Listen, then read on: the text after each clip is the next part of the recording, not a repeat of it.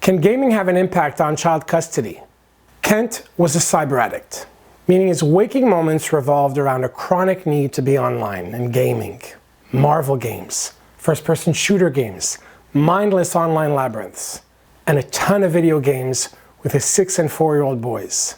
Kent was married to Jill. Jill was my client.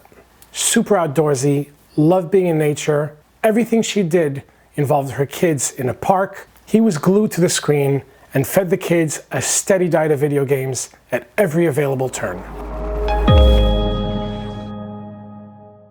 For many reasons, the family separated.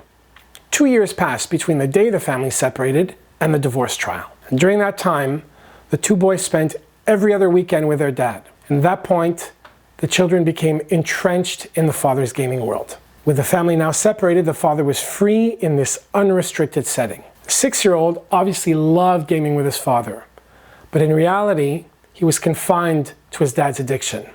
The kids didn't know it, but they were trapped. Trial came, and gaming became a focal point at trial in what was a massive custody battle. The grandfather, Kent's dad, testified that he found the 6-year-old's gaming habit endearing. But we pressed him, and we asked him, okay, but what else does he do? And he couldn't think of one thing, not one thing. That's all he does, he testified. The father then told the judge that the kids loved gaming. He said it was even good for them. He said it helped them develop amazing hand-eye coordination skills. And then the mother testified. And she said that the boys would return to her home every other Sunday night, and the 6-year-old was so zapped that he would often spend his entire Monday in bed with migraines. In a lengthy court decision, the judge devoted 10 detailed paragraphs to video games.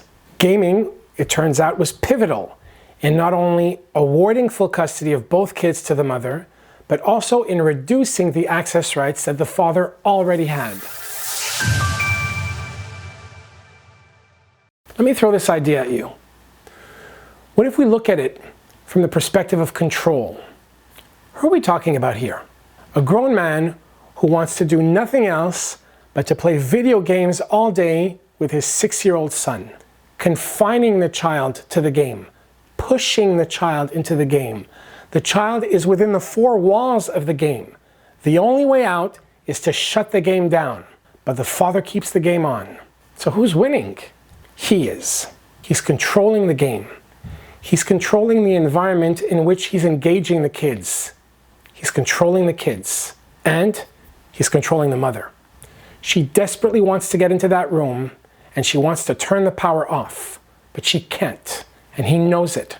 And he does what he wants, irrespective of what she thinks. The fallout is that it's also irrespective of the effect on the child.